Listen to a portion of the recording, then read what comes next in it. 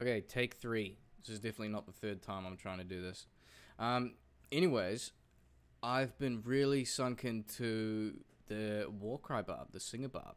I know, like, several weeks back I said I was going to upload, like, Enchantress and do all that, but I haven't even touched that shit in a hot minute. I've been emerged. I have crawled through the mud with this build, and I think I figured out a decent one. So I wanted to share that with you guys today. Also with 2.4 coming around the corner with apparent changes to Warcry and blah blah blah blah. I mean, it might be part of the new meta. So I mean, I thought, hey, we'll flick this new one out now, and then we can have a decent comparison. I mean, at least I can see that. If someone else gets joy from it, then whoopee-doo. So, without further ado, this is my boy. This is my Warcry Singer Barb. I've been blasting to for a hot minute. So, I'm level 92. And I guess since the character screen is up, go through the stats. Obviously, energy. Don't put a fucking thing in here, my brother. Barbarians, they only get 1 mana per energy point in there, which is the worst value for like all the characters. So don't bother for that. On your gear, just focus on getting mana and max mana percent. I'll show you that with my gear later. Vitality, you want to chuck all your spear shit in there. Dexterity, just enough to wear gear. The only thing that has high dexterity requirements would be some gear which I use to handle physical immunes, so I'll get to that a bit later. Excuse me, and not excuse me, I don't really care. Strength, I have 206 because I just wanted to aim for having like higher armor, just so I can buff my shout. So you honestly don't even need 206. You can save a lot of points there, probably even if you want to use like, an Enigma Mage plate and save there. You could probably, I don't know, settle on like 160, 140. God, probably less than that, really. If you don't want to use a spirit, remember a spirit is 156. Strength, that's about what you're going to get. Let's move on though. So we've got breakpoints. What am I aiming for? So I have met the 86 faster hit recovery breakpoint with this build. I'm also sitting at the 105 faster cast rate, so that's what you want to aim for. That is the second highest one. The one above that is like 200, which is not worth it because this build uses a shit ton of mana, as you can see, 56 at level 47. So you're going to be churning through this like anything. So we'll move on over to the skills. Skills, not gear, skills. Start with Warcries. So with Warcries, sadly, you're kind of stuck with your synergies with a lot of your skills. Sorry, I feel like I'm borderline sneezing for like a minute. It's okay, don't worry about me. So 20 points on each of these. 20, 20, 20. So you've got 20 into Warcry, and then you've got 6% from Howl Taunt and Battlecry. So you're locked in 80 points. 80 skill points into these fellas. So I've done that, and then 1 point into Shout, 1 into Battle Command, and my leftover from now. So I'm level 92, so, I mean, if I do bother leveling any further, I'm going to be putting points into battle orders, so I think that's about halfway up.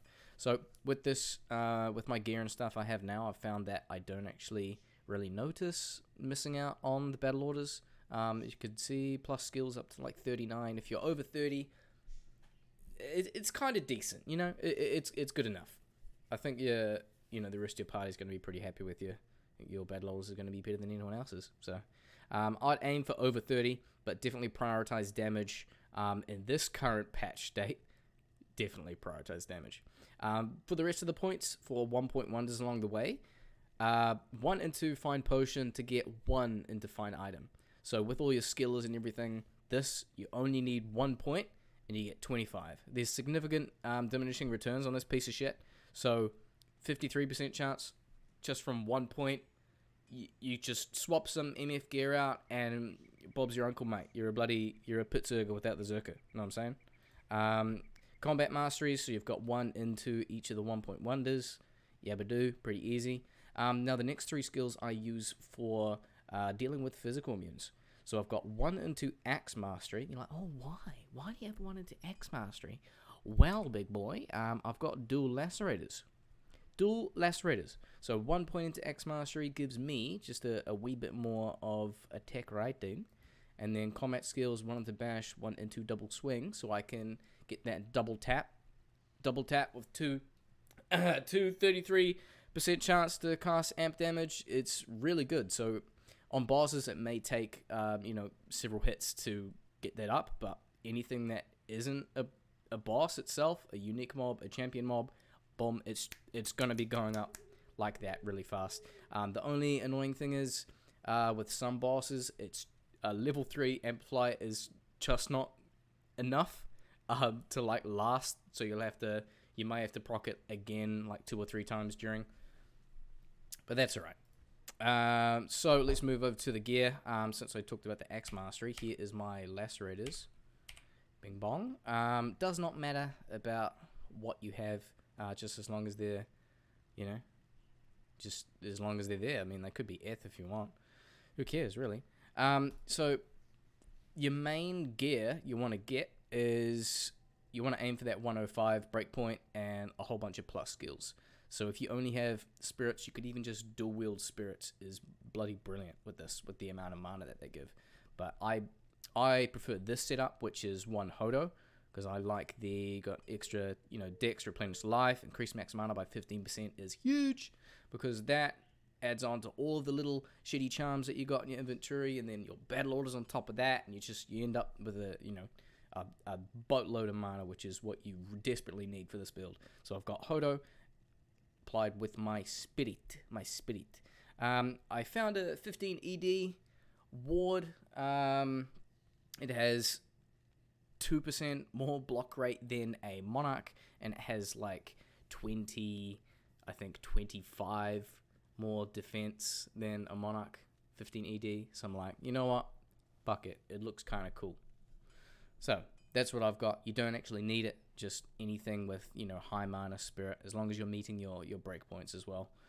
For a helmet, I've got this one, which is pretty godly. So you've got, if you can get a rare one, you want to aim for +5 for damage. You could also, I don't have it here in my stash, I believe, but similar to the Elemental Wind Druid, so you're aiming for like +5 pelts for Tornado. You'd do the same here for Warcry. So even a white base 3 socket with 3 Warcry and battle orders would be pretty sick, because then you can make that into Delirium, then blah blah blah blah, get an extra +2. You chuck the Lamest IO in there, easy peasy. With your amulet, you can chuck whatever you need in here. Definitely want to hit the plus skills, and this is a good opportunity to get a bit more mana there as well. For me, I do have a 220, which is a bit tough to get, but I don't even need it, because that puts me over. I think that puts me at 125 if I recall. Yeah, and I only need 105 for the breakpoint. Next one is 200. So use what you need to fill that gap, but as long as you're getting a little bit of mana if you can, but at least 2 skill points in that slot, bare minimum. We need that damage, brother. So with your chestplate Enigma, that just goes without saying, so you can teleport around. That really makes this build amazing. So you can teleport right into a pack, and you just stun everything around you, and you're fucking safe. It's such a hardcore friendly build, but I don't want to play hardcore because I'm a pussy. But less on that. Boots, you've got a lot of options. Silk Weaves, it does have +5 to mana after each kill, but although that looks nice on paper, it's actually not even noticeable because Warcry costs so much. What is noticeable, I found, is increased max mana, obviously, by 10%, but the 200 defense versus missiles is actually quite handy. In Chaos Sanctuary, the radius of your, well, not just in Chaos Sanctuary, but in general, the radius of your Warcry is not that large. It's only about there. So in the rest of the screen, you can still get hit by a lot of casters, a lot of fucking Oblivion Knights, and people throwing shit, throwing rocks and tomatoes at you. So you can definitely benefit from the extra 200 defense versus missile there. Onto gloves. I personally love these. I love Frostborn, whatever. Increased maximum mana by 40% is amazing. But again, you do have options if you do need to fit in or meet a faster cast rate breakpoint.